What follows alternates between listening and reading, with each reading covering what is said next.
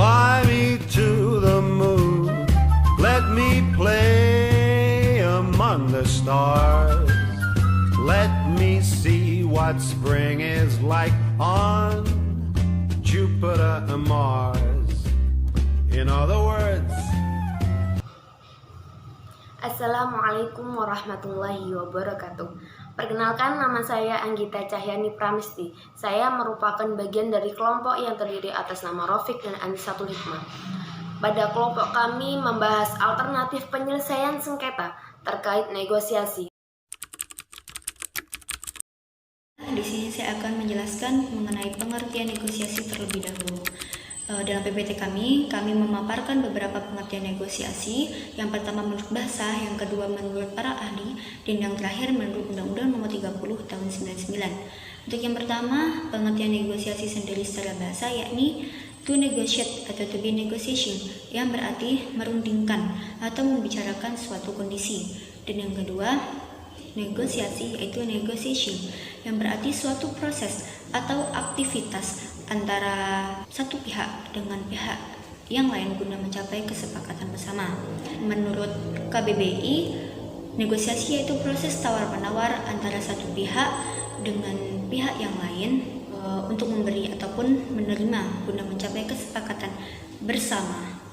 Dan yang kedua, menurut KBBI yaitu penyelesaian sengketa melalui cara perundingan antara pihak-pihak yang bersengketa. Adapun pengertian negosiasi menurut Kamus Hukum yaitu proses tawar-menawar melalui cara perundingan antara pihak-pihak yang bersengketa guna untuk mencari kesepakatan bersama. Dan yang kedua, pengertian negosiasi menurut beberapa ahli. Di sini kami memaparkan beberapa ahli. Yang pertama ada menurut Hartman, yang kedua menurut Oliver, ketiga menurut Runtung Sitepu, yang keempat ada menurut Haji Priyatna, kemudian ada menurut Suyut Margono, kemudian ada menurut Gary Goodpaster, di mana beliau kurang lebih menjelaskan pengertian negosiasi itu memiliki kemiripan, di mana kita dapat menyimpulkan bahwa negosiasi yaitu suatu proses tawar-menawar antara satu pihak dengan pihak yang lain melalui cara perundingan guna untuk mencapai kesepakatan bersama atas dasar win-win solution. Dan yang terakhir, pengertian dari negosiasi menurut Undang-Undang Nomor 30 Tahun 99 tentang arbitrase dan alternatif penyelesaian sengketa dalam pasal 6 ayat 2, yaitu penyelesaian sengketa atau beda pendapat melalui alternatif penyelesaian sengketa sebagaimana dimaksud dalam ayat 1, melalui pertemuan langsung oleh para pihak dalam waktu paling lama 14 hari dan kesepakatan dituangkan dalam bentuk tertulis. Dalam ayat tersebut kita dapat menyimpulkan ada sebuah kata yaitu berbunyi pertemuan langsung oleh para pihak menurut UAPS yang dilalui oleh para pihak yang bersengketa, yaitu dilakukan dengan cara negosiasi. Mengenai tahap-tahapan dalam negosiasi. Dalam tahap negosiasi sendiri terdapat 4 tahapan. Yang pertama ada tahap persiapan, yang kedua tahap tawar-menawar, yang ketiga tahap konklusi, dan yang terakhir merupakan tahap akhir dalam negosiasi. Untuk yang pertama yaitu tahap persiapan. Apa sih yang harus dipersiapkan dalam tahap ini? Yang pertama, kita harus mempersiapkan materi yang akan dinegosiasikan. Kemudian menetapkan tujuan dan target yang akan dicapai. Dan yang ketiga, mempelajari siapa pihak lawan, mulai dari sifat, karakter, reputasi maupun yang lainnya. Dan yang terakhir, mempersiapkan alternatif penyelesaian sengketa. Kemudian tahap kedua dalam negosiasi yaitu tawar-menawar, di mana dalam tahap ini negosiator itu harus mempunyai strategi siapa yang terlebih dahulu akan menyampaikan tawaran. Kemudian negosiator sendiri harus menetapkan posisi awal dalam negosiasi. Penentuan posisi awal ini sangat penting karena sangat-sangat mempengaruhi terhadap persepsi yang akan disampaikan dalam negosiasi. Kemudian tahap ketiga dalam negosiasi yaitu tahap konklusi, di mana dalam hal ini negosiator itu harus dapat melakukan kalkulasi dengan tepat terhadap tawaran yang disampaikan oleh pihak lawan. Kemudian negosiator juga harus dapat menganalisis dengan tepat, baik dari sisi positif maupun sisi negatifnya. Dan yang terakhir, menarik kesimpulan terhadap penyampaian yang dilakukan oleh pihak lawan. Dalam hal ini sangat-sangat mempengaruhi kesepakatan.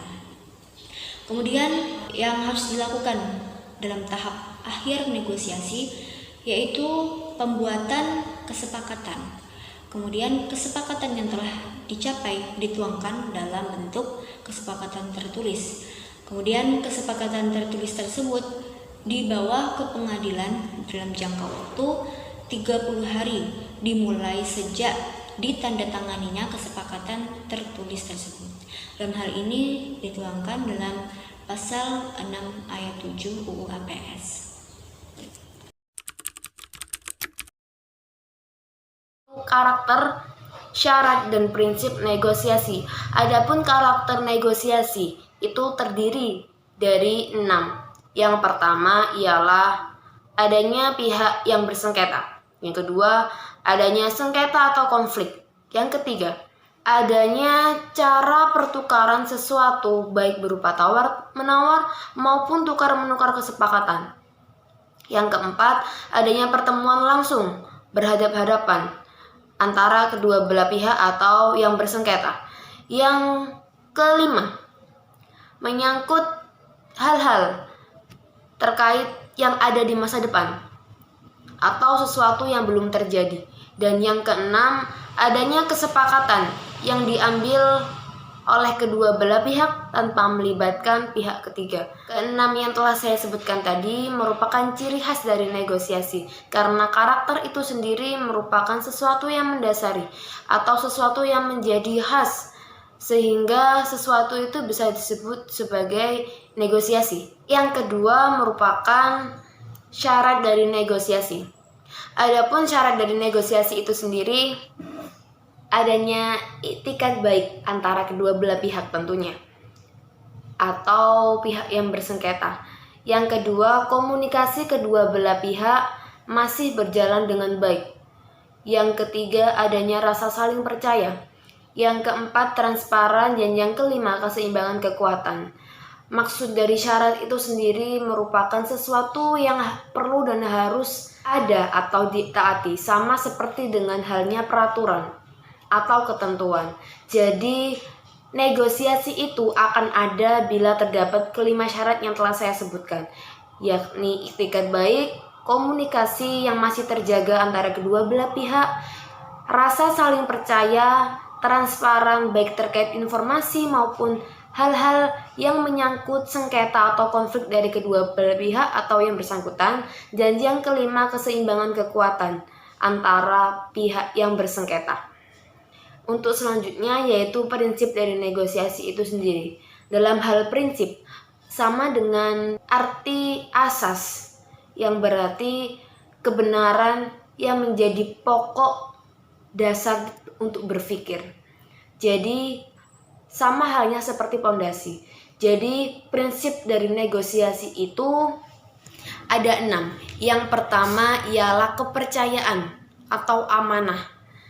Jadi negosiasi itu harus berpondasi kepada rasa percaya antara kedua belah pihak, yaitu pihak yang bersengketa ataupun yang sedang berkonflik. Yang kedua yaitu memisahkan pribadi atau masalah. Maksud dari memisahkan pribadi atau masalah itu kedua belah pihak dapat membedakan mana yang merupakan masalah pribadi dan masalah bersama atau yang disengketakan antara kedua belah pihak. Yang ketiga, fokus pada substansi yang akan dituju sehingga tidak akan melebar kepada konflik atau sengketa yang lainnya. Dan yang keempat, keterbukaan, kejujuran, dan keadilan berdasarkan kriteria objektif. Maksudnya rasa terbuka, rasa jujur dan adil antara kedua belah pihak yang bersengketa maupun yang berkonflik harus berdasarkan kepada rasa objektif yang tidak berdasarkan kepada subjektif masing-masing atau pendapat masing-masing, namun kepada kebenaran atau fakta yang ada. Dan yang kelima, yaitu kreatif mencari option. Jadi, pada sengketa yang telah ditemukan atau konflik yang telah ditemukan, harus terlebih dahulu atau harus setidaknya mempunyai opsi-opsi dari penyelesaian tersebut. Yang tentunya opsi-opsi tersebut saling menguntungkan untuk kedua belah pihak yang bersengketa maupun yang berkonflik. Yang keenam atau yang terakhir, menjauhi dari sikap manipulatif. Karena telah disebutkan pada prinsip sebelumnya, yaitu rasa terbuka. Jadi tidak ada rasa manipulatif atau membohongi. Jadi perlunya ada rasa sikap untuk menjauhi dari manipulatif itu sendiri. Untuk penjelasan selanjutnya tentang teknik dari negosiasi. Adapun teknik dari negosiasi itu dapat dilakukan dengan 5 cara atau 5 teknik. Yang pertama, teknik yang komparatif. Yang kedua, teknik yang kooperatif. Yang ketiga, teknik yang bertumpu pada kepentingan. Yang keempat, teknik yang bersifat hard atau keras. Dan yang kelima, teknik yang bersifat soft atau lembut atau lunak. Tentang teknik yang pertama, yaitu teknik yang bersifat komparatif. Teknik yang bersifat komparatif ini yang mana cara atau metode yang digunakan untuk bernegosiasi yaitu dengan cara membandingkan, melakukan perbandingan. Jadi baik teknik komparatif, kooperatif yang bertumpu pada kepentingan, yang bersifat soft maupun hard, kelima tersebut dapat digunakan terlepas dari seperti apa teknik tersebut. Yang terpenting ialah mengetahui bagaimana watak dari lawan sengketa atau konflik kita, sehingga dapat menentukan teknik mana yang akan kita gunakan. Jadi penyesuaian terkait teknik komparatif yaitu teknik dengan cara membandingkan, sedangkan teknik yang kooperatif yaitu teknik yang dengan cara melakukan bekerja sama. Yang ketiga yaitu teknik yang bertumpu pada kepentingan. Jadi lebih mengedepankan kepentingan. Lebih pada kepentingan siapa yang lebih penting atau seperti apa kepentingan itu, sebesar apa, sepenting apa. Yang keempat yaitu teknik yang bersifat keras atau hard, yaitu dengan cara metode atau dilakukan dengan cara yang keras, ya seperti membentak, marah, emosi, dan lain-lain.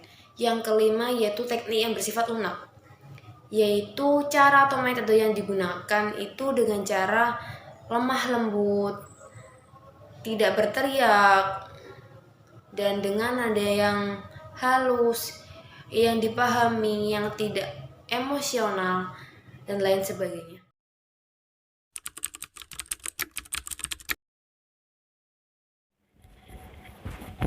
Berbagai bentuk akhir dari negosiasi. Apakah negosiasi tersebut berakhir dengan harapan ataukah tidak sesuai? Berbagai kemungkinan akhir dalam negosiasi adalah berakhir dengan kemungkinan.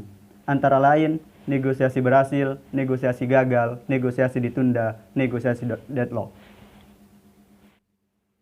Dalam negosiasi penyelesaian sengketa, maka tujuan penyelesaian sengketa merupakan indikator keberhasilan dari sebuah proses negosiasi. Proses yang diharapkan dalam penyelesaian sengketa tersebut adalah sebuah perdamaian. Keharusan untuk membuat akta perdamaian secara tertulis dan bila perlu berbentuk akta autentik, ini karena menyangkut kekuatan pembuktian dari suatu akta perdamaian. Berikut dapat dipaparkan kekuatan alat-alat bukti surat. Yang pertama, akta autentik. Yang kedua, surat di bawah tangan. Yang ketiga, surat sepihak.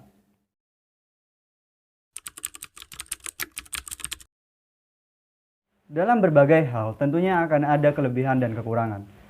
Di sini, negosiasi juga terdapat kelebihan dan kekurangan. Untuk kelebihannya, negosiasi adalah yang pertama, mengetahui secara langsung pandangan pihak lawan. Yang kedua, adanya kesempatan untuk mengutarakan isi hati sehingga didengar oleh pihak lawan. Yang ketiga, penyelesaian sengketa secara bersama-sama. Yang keempat, berupaya menemukan solusi terbaik yang dapat diterima oleh kedua belah pihak. Yang kelima, berupaya menemukan solusi terbaik yang dapat diterima oleh kedua belah pihak.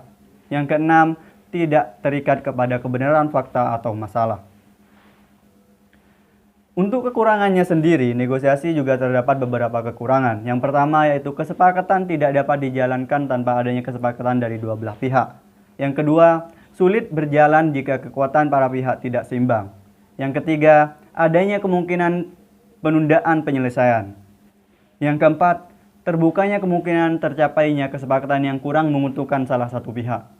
Yang kelima, terbukanya kekuatan dan kelemahan salah satu pihak. Yang keenam, adanya kemungkinan tercapainya kesepakatan yang kurang menguntungkan salah satu pihak. Mungkin cukup sekian yang bisa kami sampaikan. Kurang lebihnya mohon maaf. Wassalamualaikum warahmatullahi wabarakatuh.